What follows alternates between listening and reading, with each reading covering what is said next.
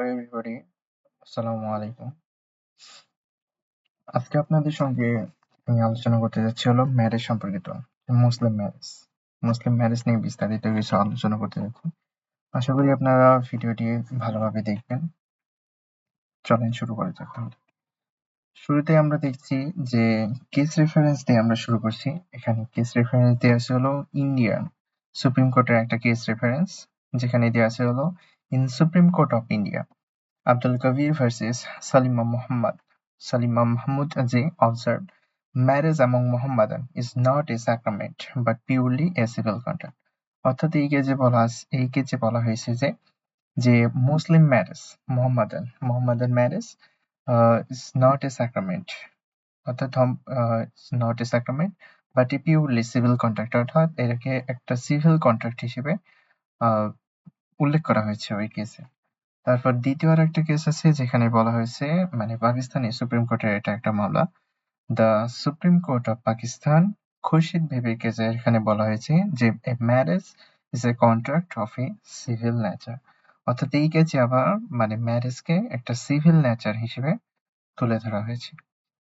তারপর দেওয়া আছে হলো the high court division of supreme court of Bangladesh observe it is recognized on all hands that a marriage between a Muslim male and Muslim female is not a sacrament marriage but a civil contract, অর্থাৎ বাংলাদেশের high court division অর্থাৎ supreme কোর্টের মানে high court division এটাকেও contract civil contract হিসেবে মানে আলোচনা করেছেন আর কি।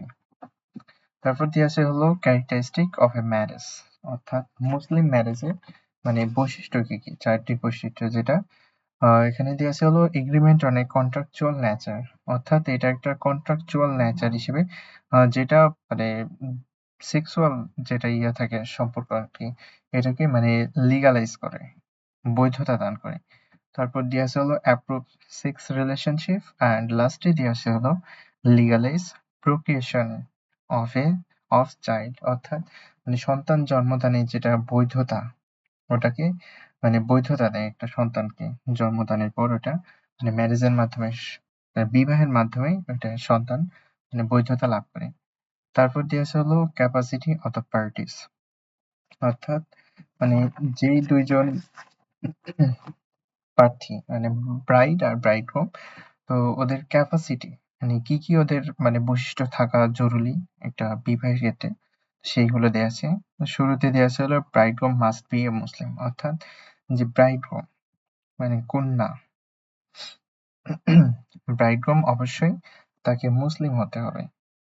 ব্রাইডগ্রুম বরকে অবশ্যই মুসলিম হতে হবে। আর ব্রাইড যে মানে বিবাহের কন্যা, সে মুসলিম হলেও হবে বা আহলে আল কিতাব, অর্থাৎ আহলে আল কিতাব এখানে দেয়া আছে হলো literally means followers of divine book, অর্থাৎ যারা এক ঈশ্বরে বিশ্বাস করে।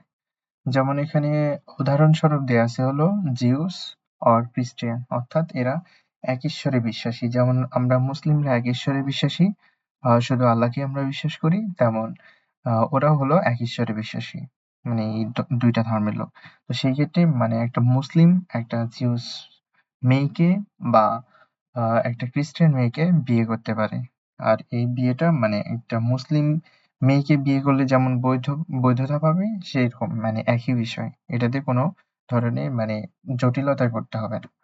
তারপর দিয়েছে হলো কন্ডিশন রিগার্ডিং পার্সোনাল ক্যাপাসিটি, অর্থাৎ তাদের মানে কি কি ক্যাপাসিটি থাকতে হবে, দুইজন মানে ব্রাইড আর ব্রাইডগ্রুমের মধ্যে কি কি ক্যাপাসিটি থাকা জরুরি। এখানে দেওয়া আছে হলো জেন্ডার অফ দ্য পার্টিস, অর্থাৎ তাদের জেন্ডার, অর্থাৎ এখানে ছেলে কোনো মানে মুসলিম ম্যারেজের ক্ষেত্রে কোনো বৈধতা দেওয়া নয় বা মেয়ে এরকম কোনো বৈধতা দেওয়া নয়, অর্থাৎ তাদেরকে একজনকে ছেলে আর একজনকে মেয়ে হতে হবে, তাহলেই সেটা মানে একটা বৈধ ম্যারেজ হিসেবে গণ্য হবে। তারপর দিয়ে আছে হলো religious faith of the parties, অর্থাৎ তারা কোন ধর্মে বিশ্বাসী। মুসলিম মানে একটা মুসলিম ছেলে বা একটা মুসলিম মেয়ে অন্য ধর্মের মেয়েদের কিন্তু বা ছেলেদের বিয়ে করতে পারবে না, এটার ক্ষেত্রে কোনো বৈধতা নাই। তবে মুসলিম ছেলেদের ক্ষেত্রে কিছুটা মানে ব্যতিক্রম আছে, সেটা হলো আহলে আল কিতাব, মানে অর্থাৎ এরা জিউস বা খ্রিস্টিয়ান মেয়েদেরকে বিয়ে করতে পারবে, কিন্তু মেয়েরা কোনো ধর্মে ছেলেদেরকে বিয়ে করতে পারবে না, এটা সম্পূর্ণভাবে নিষিদ্ধ। তারপর সাউন্ড মাইন্ড, অর্থাৎ ছেলে বা মেয়েকে দুই পক্ষকেই সাউন্ড মাইন্ডের হতে হবে। তারপর দিয়ে আছে হলো অ্যাটেইনমেন্ট অফ মেজরিটি, অর্থাৎ তাদের দুইজনকে প্রাপ্তবয়স্ক হতে হবে। প্রাপ্তবয়স্ক এখানে একটা ল দিয়ে আছে, the child marriage restrain act 1929 declared a marriage between a male less than 21 years old and female less than 18 years old 18 years of age to be a punishable act, অর্থাৎ চাইল্ড ম্যারেজ রেস্ট্রেন অ্যাক্ট 1929 অনুযায়ী যদি একটা ছেলে 21 বছরের নিচে আর একটা মেয়ে 18 বছরের নিচে বিবাহ বন্ধনে আবদ্ধ হয় তাহলে সেটা পানিশেবল অ্যাক্ট হবে। তবে মানে ম্যারেজটা এটা ভয়েড হবে না, বাতিল হবে না, এটা পানিশেবল অ্যাক্ট হিসেবেই গণ্য হবে। তারপর দিয়ে আছে হলো প্রহিবিটেড ডিগ্রি, অর্থাৎ কিছু কিছু লোক আছে বা মানুষ আছে যাদেরকে বিয়ে করা সম্পূর্ণভাবে ইসলামে নিষিদ্ধ, তাদেরকে কোনোভাবেই বিয়ে করা যাবে না, তাহলে বিয়ে করলে ওটা মানে ভয়েড হিসেবে গণ্য হবে, অর্থাৎ বাতিল বলে গণ্য হবে। যেমন এখানে দিয়ে আছে হলো কনসানগুইনিটি। কনসানগুইনিটি মানে হলো সগোত্রতা। হ্যাঁ, সগোত্রতা। এটা দ্বারা বোঝানো হয় যে রক্তের সাথে সম্পর্কিত এমন সবার সাথে ইসলামী বিবাহ নিষিদ্ধ করা হয়েছে। অর্থাৎ বাবা বা মায়ের ডিসেন্ডেন্ট, অর্থাৎ বাবা বা মায়ের ভাই বোন বা তাদের বাবা মা এদেরকে সম্পূর্ণভাবে নিষিদ্ধ করা আছে। আবার নিজের ভাই বোন এদের সাথে সম্পর্কিত, অর্থাৎ যাদের সঙ্গে একদম রক্তের বন্ধন আছে তাদের সঙ্গে মানে মুসলিম ম্যারেজে এটা সম্পূর্ণভাবে নিষিদ্ধ করা আছে মুসলিম ধর্মে। তারপর দিয়ে আছে হলো অ্যাফিনিটি, সম্বন্ধ, অর্থাৎ এখানে বোঝানো হয়েছে যে বইয়ের সাথে সম্পর্কিত সব ধরনের নিকট আত্মীয় ইসলামে বিবাহ পুরোপুরি নিষিদ্ধ করা হয়েছে। অর্থাৎ যাকে আপনি মানে বিবাহিত স্ত্রী আপনার, তার নিকট আত্মীয়, যেমন তার মা বলেন বা ফুপি বলেন, খালা বলেন, এদেরকে আপনি কোনোদিনও মানে সেই স্ত্রী বর্তমান থাকা অবস্থায় আপনি বিবাহ করতে পারবেন না, এটা সম্পূর্ণরূপে নিষিদ্ধ। তারপরে দেয়া আছে হলো ফোস্টারেস, অর্থাৎ দুধ মাতা যাকে বলে, যে আপনি এরকম তো অনেক থাকে দুধ মাতা, তো দুধ মাতাকে আপনি বিয়ে করতে পারবেন না, বা ফোস্টারেস ব্রাদার দিয়ে আছে, ফোস্টার ব্রাদার বা সিস্টার, এদেরকে আপনি বিয়ে করতে পারবেন না, যেটা সম্পূর্ণভাবে নিষিদ্ধ। তারপর দিয়েছে হলো condition regarding of a marriage. এখানে দেয়া আছে হলো offer acceptance and presence of witness. Offer আর অ্যাকসেপ্টেন্স নিয়ে বলি। অফার আর অ্যাকসেপ্টেন্স হলো মুসলিম আইনের সবচাইতে গুরুত্বপূর্ণ একটি বিষয়। এগুলো ছাড়া কোনো বিয়ে সম্পূর্ণ হবে না। আর বিবাহের ক্ষেত্রে অফার আর অ্যাকসেপ্টেন্স সেম মিটিং হতে হবে এবং সেম টাইমে থাকতে হবে, সেম প্লেস না হলেও হবে। অর্থাৎ বর্তমান যেহেতু তথ্য প্রযুক্তির যুগ, তো সেহেতু মানে ভিডিও কলে এরকম অনেক বিবাহ আমরা দেখি যে ভিডিও কলে অনেক বিবাহ সংঘটিত হয়। তো এটার ক্ষেত্রে বৈধতা আছে যে আহ, মানে ভিডিও কলের মাধ্যমে বিবাহ সম্পন্ন করা সম্ভব, যদি না সেটা সেম মিটিং এবং সেম টাইমে হয়। অর্থাৎ সেম মিটিং আর সেম টাইমে হলে মানে এটা বৈধতা আছে, বৈধতা পাবে, তবে সেটা সেম মিটিং এ হতে হবে।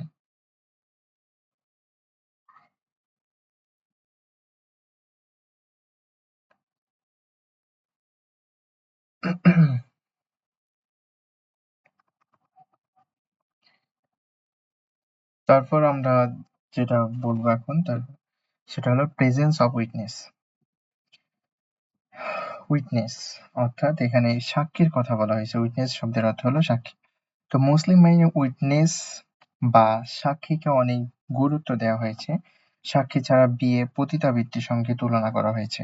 অর্থাৎ একটা সাক্ষী ছাড়া মুসলিম ম্যারেজে একটা বিয়ে সম্পূর্ণরূপে মানে একটা পরিপূর্ণ বিয়ে এটা হবে না। যেখানে আমাদের প্রিয় নবী বলেছেন, দ্য প্রফেট সাল্লাল্লাহু আলাইহি ওয়াসাল্লাম said that a marriage in secret, অর্থাৎ যে ম্যারেজটা বিবাহটা গোপনে সংগঠিত হয় is nothing but A form of prostitution, অর্থাৎ পতিতাবৃত্তির সঙ্গে এটাকে তুলনা করা হয়েছে। মানে বর্তমানে অনেক বিয়ে দেখা হয় যে কোর্ট ম্যারেজ করে, বা এরকম ক্ষেত্রে যদি সাক্ষীর অনুপস্থিতিতে করা হয় তাহলে সেটাকে মানে সম্পূর্ণরূপে পতিতাবৃত্তির সঙ্গে তুলনা করা হবে। তারপর হলো ক্লাসিফিকেশন অফ ম্যারেজ।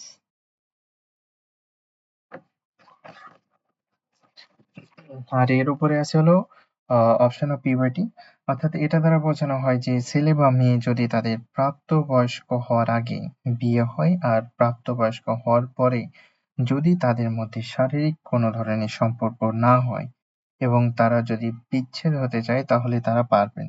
আর এটা মেয়েদের জন্য প্রযোজ্য, অর্থাৎ যদি 18 বছরের নিচে কোনো ছেলের বা মেয়ের মানে পারিবারিক যেটা জোর জবরদস্তি করে পরিবার থেকে যদি বিয়ে দেওয়া হয় আর তাদের যদি মানে এখানে অসম্মতি থাকে আর তাদের আর তাদের মধ্যে যদি কোনো শারীরিক সম্পর্ক সংগঠিত না হয় মানে 18 বছর পূর্ণ হওয়া না পর্যন্ত, তাহলে তারা মানে বিচ্ছেদ হতে পারবে। এটা মেয়ের ক্ষেত্রেও প্রযোজ্য, অর্থাৎ মেয়ে মানে তালাক নিতে পারবে এই ক্ষেত্রে।